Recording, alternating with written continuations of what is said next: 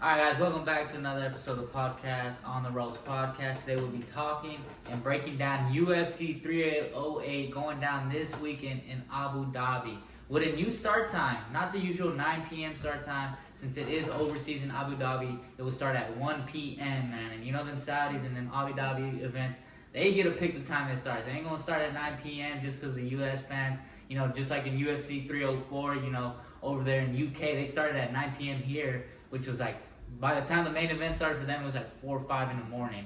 Same at 305 for Australia. UFC, they make sure that the USA gets at prime time, but when they go to Abu Dhabi, and Abu Dhabi got that money, they get to start it on their time. But I like the 1 p.m. fights. What about you, man? I agree, man. I think the 1 p.m. fights are better. I think that, man, those main cards, they end at like 11, 12.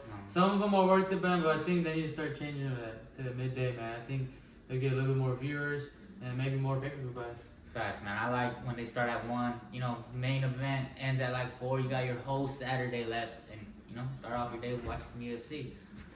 All right, guys. First fight of the night, we got that boy Pirate fighting a guy named Petrosyan at 9-3. So a pretty good record, but he hasn't fought since His last fight was in February, and he's only fought twice since 2022. He fought once in 23, fought once this year, and now this is gonna be his third fight in 2 years against a guy that's 14-0. Third fight of the year, man, and Pirate undefeated. I think he gets another knockout victory. I think he wins by decision. I mean, Shamrock, he's a good fighter, but he really doesn't have that KO power, man. And the guy he's going up against also is a decision specialist. So I think, man, this is going 3 rounds and it's a sleeper. The Pirate guy, in my opinion, is not a guy you want to watch. He's not really too.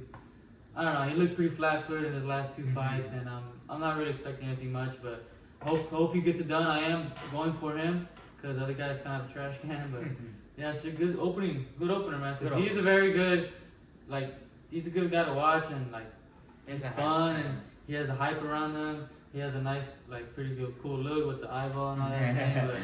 And he's at home, man. They consider that home for the Russians, and I think he gets it done. Yeah, I think he gets it done. And recently, he just officially got approved for his visa. So that means he's not going to be fighting Abu Dhabi and Saudi Arabia anymore all the time. Now he has a chance to go fight in the USA and fight bigger names, man. So Pirate's career could go up from here. I think he should stay, though, man. I think the home court advantage is a big deal in the UFC because, man, from going from US to Saudi is like a whole other level, man. Hours. Literally, bro, day and night difference. So if I'm him, man, I'll probably stick to the Abu Dhabi soil and keep racking up them victories, man. Yeah, man. Until a big fight comes up, then you take it. But like he said, get that money. He's always in the main card. He's always getting the job done. So probably got a nice career going ahead. All right, guys. Next fight, we got a light heavyweight battle: Ankalaev versus Rakic. Ankalaev is the guy that everybody wants to see Alex Pereira fight due to his wrestling. This is a fight that I think could give any of these guys a title shot, man. We have been heard that Magomedov does not want to fight outside of Abu Dhabi, outside of Saudi Arabia. That's why he hasn't gotten the Pereira fight yet, man. But if he gets the victory here, I think he has to swallow his pride, go to the U.S. and get that title shot, man. I don't think Pereira has to go to his soil, man. No, man, obviously not. He's a challenger. They got to do what the champion wants. But honestly, man, I don't know. Pereira's that kind of guy where he doesn't care. So Exactly. I would honestly rather see this fight in Saudi. Because that would be a crazy headline, man, him against Pereira, And you know how crazy they'll stack that card? Yeah, dude, straight up, man. Shit. So I'm kind of hoping it does stay in Saudi, man. Like I said, for Pirate, but Rakic, man, he's kind of a trash can himself, man. He hasn't had the best luck his last 5 fights. He hasn't had a KO since 2019. God damn. 2019, nothing but decisions for this guy. His last fight was against Jury.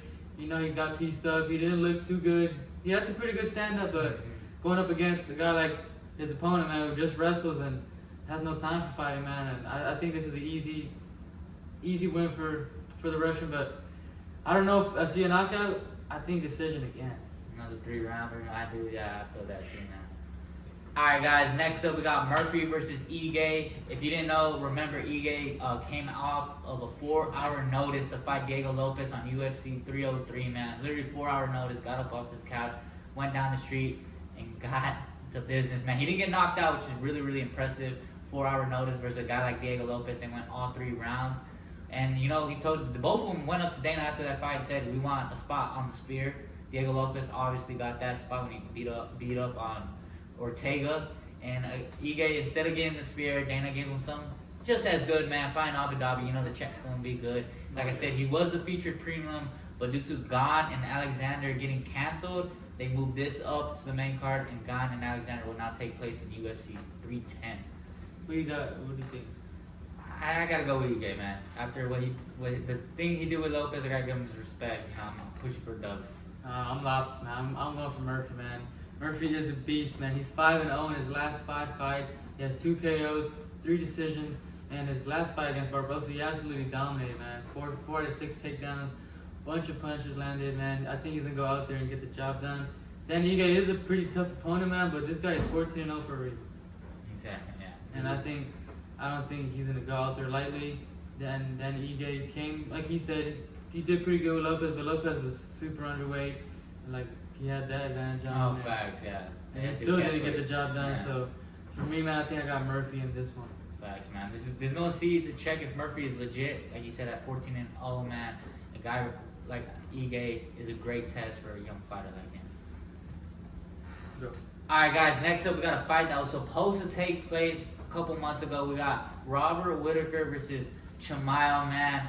Yeah, Chimaev had to pull out again due to his illness and all his injuries. We all know the history with that shit, man. Both got Ikram ended up stepping up for Chimaev and got knocked out by Whittaker. Both guys actually knocked out Ikram the exact same way with an uppercut, which is funny, so they share that. And this is going to be a banger-ass fight, man. Winner of this might even get a title shot. I feel like the winner of this should get the title shot. Most likely Strickland and DDP are fighting next for the belt. And no one, in my opinion, deserves a shot other than the winner of this, man. Adesanya, you go ahead and... The loser should fight Adesanya, though. Yeah, I agree. Loser should fight Adesanya. Winner should fight the champ. And then, Adesanya is 2 fights behind the title shot now, Exactly. man. And I think Whittaker, the way he's came back from losing to Adesanya and Rakic, man, those are the only 2 people he's lost to the last 5 fights. And like he's both champions, man. So I think Whittaker's gonna get the job done, man. I don't think people should sleep on him, man. I know he's late in his career, he's got knocked out a couple times, but man, like I just said, he only lost to Rakic, man. And Rakic is a champion, so if he gets the job done here against Kamzat, which is a rough thing to ask for, man. Usman couldn't get the job done there. And he absolutely ragdolled Usman, man. I don't know why people say the decision was a robbery. Definitely wasn't a robbery. 4 to 12 takedowns. He shot 12 times, he got 4 of them. It's good enough for Usman, man, which is a great guy, but Kamzat almost out-doubled him in strikes thrown, strikes landed. He did enough to get that decision. I hate that it was a 3-rounder. It should have been a 5-rounder, man. Dana, you kind of fucked up on that one, but I think even if it was 5 rounds, Kamzat would have just put it on him even more. But I think against a guy like Whittaker, man, he's going to have a little bit more trouble doing that to him, man. I don't think he's going to be able to ragdoll him as much. I think Whittaker's going to have that striker's touch where he gets a little bit of respect when he gets hit by Whittaker. But hey, man, you never know, man. Kamzat's a different monster when he's healthy. Let's all pray and hope that he can make it through this fight camp, man. Like the final week is always the hardest when he cuts that weight. He always seems to get sick, but I'm praying, man. I want to see Kamzat back in that ring, man. It's been over a year. Once this video drops, it'll be a year that he beat Usman, man. And I don't know, man. It just feels weird not seeing Kamzat like up there, man. I'm just ready for him to be champion, man. But I think he has a big challenger ahead of him, Whittaker, and I don't think this is gonna be as easy as it was with Usman. Facts, man. I think this one is also going to be this one's going to be a 5-round fight. Oh, it is? Yeah, I think this one's a 5-round fight. Hopefully, I'll double check, but hopefully it is because it's going to be a banger, man. That kind of favors Kamzat a little more. Whittaker's gas tank's a little iffy, man. Like, it's definitely there, but there's some holes in this compared to Kamzat, man. He goes 100% all the time, man. But that's going to be a banger, man. I'm excited. I think I'm excited for that one. The most? The most. Yeah. Until Holloway walks out. Yeah, but for now, I think that one has top. Yeah, besides the main event. Like he said, I want to see Chimaev become champion already. I feel like the hype's been around him since COVID. That's when he started popping off, when he was fighting like every other month, destroying guys. 10 seconds. I remember he would even get hit. Remember that? Yeah. He had like a streak of not getting hit once in like 3 fights. Like the hype train was real, man, but the sickness started fucking up, the weight cut. But I think he's at a perfect weight class for him at middleweight, where he doesn't have to drop too much weight. I feel like he could become a champion and could contend at light heavyweight as well for the double champ. But that's for the future to see. For the future. And hopefully they get a title shot. I don't know. Yeah, we'll see how strong he looks this weekend. But hey, man, Khamzat, he got some mob ties back there in Chechnya, man. He's like linked up with like the president and like the mobs over there. They be like, gifting him Lambos and shit. So like, I think it runs more deep than just being sick the way he's calling out these fights, man. I don't know. I think he's in some sticky situations over there, man. I don't know. Nice. I saw the documentary over him, man. It's fucking crazy, man. The lifestyle he lived and where he grew up and all that, man. It's crazy as hell, man. Like, it definitely makes sense why he's like that, man. Straight monster. Alright guys, so we get to the main event of the evening. Max Holloway versus Ilia Topuria, man. 5-round banger, man. Ilia coming fresh off a knockout victory versus Volk, man. A guy that seemed unbeatable. Max Holloway literally had 3 chances to beat him and couldn't beat him once. Ilia first try goes and sleeps him. And imagine if Ilia knocks out Volk and Max Holloway. What a great way to start your championship career, man. But in my opinion, I got Max Holloway getting the job done, getting the dub. I think it's going 5 rounds. 5 rounds of striking. And I got Max Holloway getting the dub. It's gonna be, I don't know, I can't tell right now, man. I'm a Max Holloway fan, so I'm going for Max Holloway, but this fight is gonna be insane, bro. I think Max might have the advantage on him a little bit, but Ilia, man, the way he gets in that pocket and just lets it rip, I don't know if it's a smart decision for Max to point at the ground and meet in the middle, man. I think he should play a pretty good distance on him. He is a little bit taller. Uses reach for his advantage. I don't think he should put his pride to the side, man, and really try to get this win, man, because for him to be back in the champ, man, is like a blessing, man, for the MMA fans and all that. And Ilia's kind of a big head, man. He's kind of hard. Exactly. We kind of all saw it coming, but I don't know, man. I just think that goal got to his head a little bit more than it should have, being a washed-up Volk coming off a KO for Islam. I think Volk should have just waited, man. I don't think he should have took that shot, that fight, man. I think he should have really rested after that KO, man, because that was a nasty head kick, bro. Nasty, bro. It's hard to come up after that, man. And to fight a monster like Ilia, bro, like right after, I think it was a terrible decision for Volk. Might have cost him his end of his career, man, to be honest. Yeah. Maybe. But Max, man, ain't no one to put aside, man. We saw what he did in UFC 300. Probably the craziest knockout in UFC history, in my opinion. Yeah. And we got to see that live, so that's definitely the greatest knockout I've ever seen, you know? Fucking watching that live. That's crazy. UFC 300. He saved the UFC 300, bro. He definitely did. That was the best moment of that. We were all sleeping, and then when the Poton started walking out, man, the energy shifted like 10 times, bro. But this might be the best lineup as a card. Like these two fighters, bro, coming off a knockout Volk, knocking out Justin, and they're fighting each other, bro. Like in Abu Dhabi, like this is probably the best main card fight all year, man. I think it's better than 300. Dang, for real? I think so. It has a chance, man. 300 was stacked due to the premiums being stacked, but we talking main card, bro. 308. I'm talking about main fight, like the main, like Ilia versus Max compared to Jamal versus. Main event. Yeah. This is definitely the best main event we've had out of the 300. The co-host main event. Yeah, co-main event. Yeah. Co-main event. Yeah. Whittaker versus Khamzat, banger, man. Dana cooked 308, man. But since we're just talking about Volk, man, do you think Volk gets the winner of this, man? There's also another guy in line, I think, for the next shot, and that's Diego Lopez. Do you fight Diego Lopez and Volk, or do you give Volk the first shot at whoever wins this belt in his hometown, 311? I heard they're having it in Sydney, so he could home 311 in Sydney. That could be a Volk return. That could be a Volk title shot or a Volk #1 contender versus Diego Lopez, man. Look, man, I'll be honest with you. I think Diego's more deserving. The way he's been grinding, the way he's been on the roll, man. He's so active. I really think Volk needs to take another year off, man. I think he really needs to let the champion cycle one more time, you know? There's no need to fight Ilia again, man. We already saw what happened. There's nothing to prove, man. I think if he really takes a year off, let the winner of these two, and then maybe that title changes again. Maybe Diego's the champ. I think he has a better chance of beating Diego than he does any of these two guys. But I think Volk should really just chill, man. Because man, fighting in Sydney is not as good as people think, especially if they do that time thing they did last time. I don't think it's smart to go fight over there. Hometown always loses for some reason. Honestly, man, I think Diego's more deserving of this. What do you think? Yeah, I do think Diego's more deserving. Obviously, you give Volk the shot just because he's a legend, just because he's had the belt, he's a recent champ, all that. But man, when you go through 2 knockouts in 1 year, you do gotta take a year off. You gotta relax, man. Maybe even get a tune-up fight, man, just because you gotta test that jaw out, man. 'Cause once you get knocked out, that jaw ain't the same. And I feel like, yeah, he should definitely take a year off, get a tune-up fight, and let Diego Lopez fight the winner. And the winner versus Diego Lopez would be another fire-ass fight. So Yeah. this division is going crazy right now.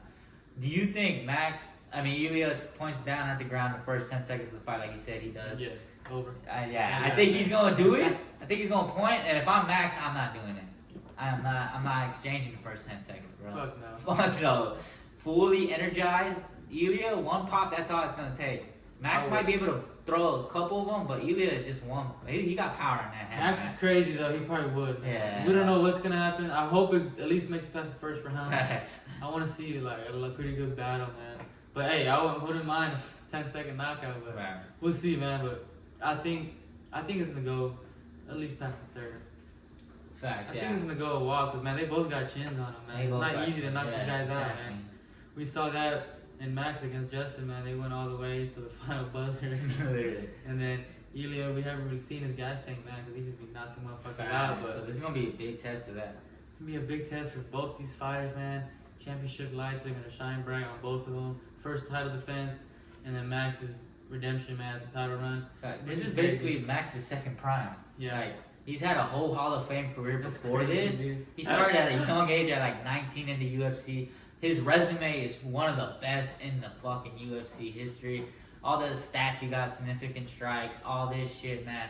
And now he has another chance to win championship. He just won a BMF belt, UFC 300, the crazy knockout. Now imagine up in that with winning a championship, man. Double champ, he'll have the BMF and the UFC championship on the other shoulder. So Max First ever, first ever BMF to actually fight for a championship and to win it, hopefully, man. Did you see that tournament, BMF tournament? Oh yeah, the BMF tournament. It would be cool. I think so, man. I think the BMF, honestly, the BMF is one of those belts that it goes to the guys that aren't, championship caliber, but they're very fan favorites. Like the Magomedov, the Nate Diaz, Justin Gaethje, fucking Dustin Poirier. Guys that they can't never get over that championship hump, but they're great fighters. I feel like a tournament would be amazing, man. Who are you throwing in it, though? I think the 4 guys you said, man. I'd probably throw in, I got Justin, Dustin, and then the champ Max, and then I'd probably throw in Holloway. Volk. That's 4. Let's do 8. We put Michael Chandler in that. Okay. Michael Chandler, Oliveira. Oh, that weight class. I put Dan Hooker in that. Dan Hooker in that bitch, and you put Conor McGregor in that house. That's how you sell money. That's how you sell it. 8 fucking 2 sides, winners face each other, and the winners of that fight for the BMF belt. I think they should do it, man, but honestly, if Max wins this fight, I don't think he's defending the BMF belt. I think Dana needs to open his eyes a little more. Forget that power slap bullshit, man, and really start doing with these like low-level contenders, like the combat karate, the judo, the jiu-jitsu, man, the tournaments, like what ONE FC's doing. That shit's cool, bro. Like that shit's awesome. I think if Dana did that, he'd get a lot more fans, man. You know what I mean? Like start showing love to jiu-jitsu and karate, like the real mixed martial arts, man. Like let those guys get a shine on it, man, because they're getting paid now, man. Like all these events. I don't know if you've seen the crazy events. This guy against girls.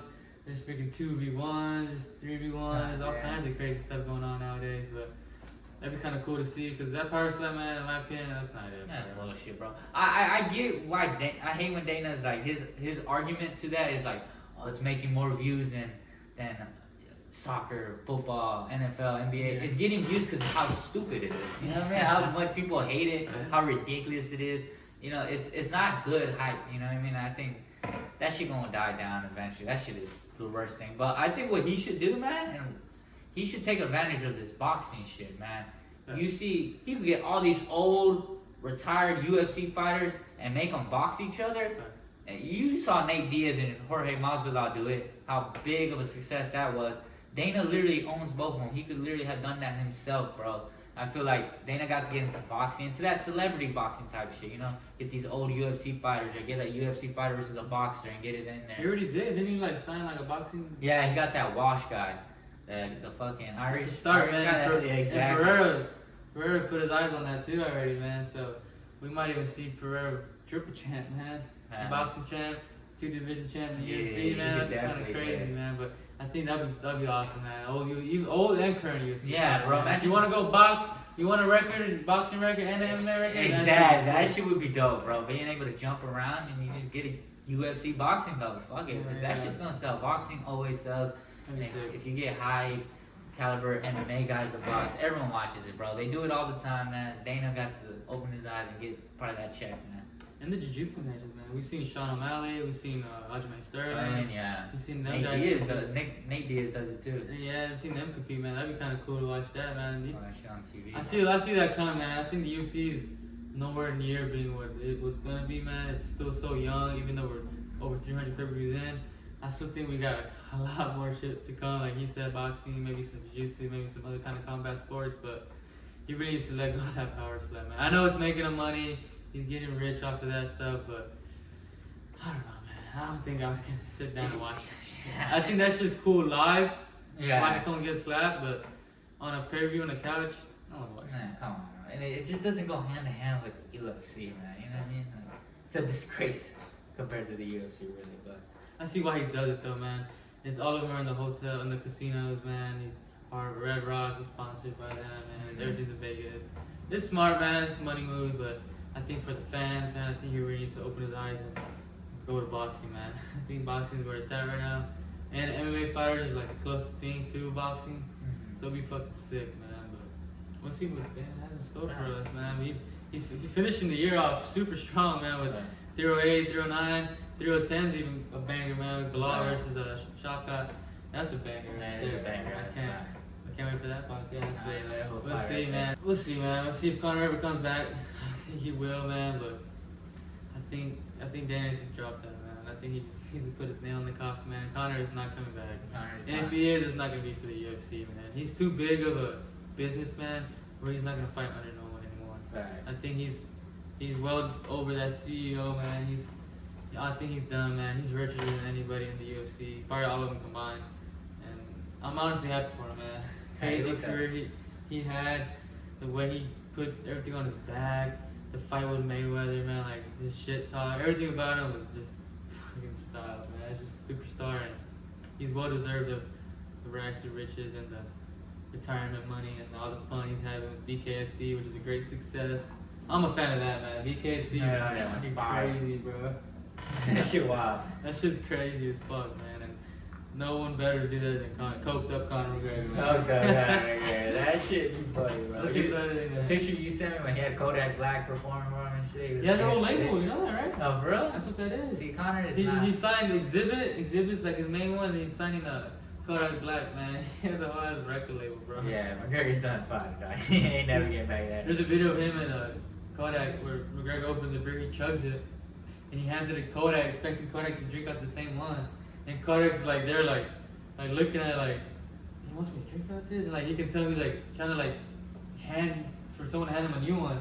And they end up not handing him a new one, he just goes like this and he like waterfalls it like a little bit, just puts it back and like, that's just nasty, bro. I'm not waterfalling after Conor McGregor. I don't blame Kodak for that, man. Fuck that. That was probably the funniest link I've seen, man. Yeah, I know, the Kodak Conor link is crazy, man. Okay. Coked out Conor, like you said.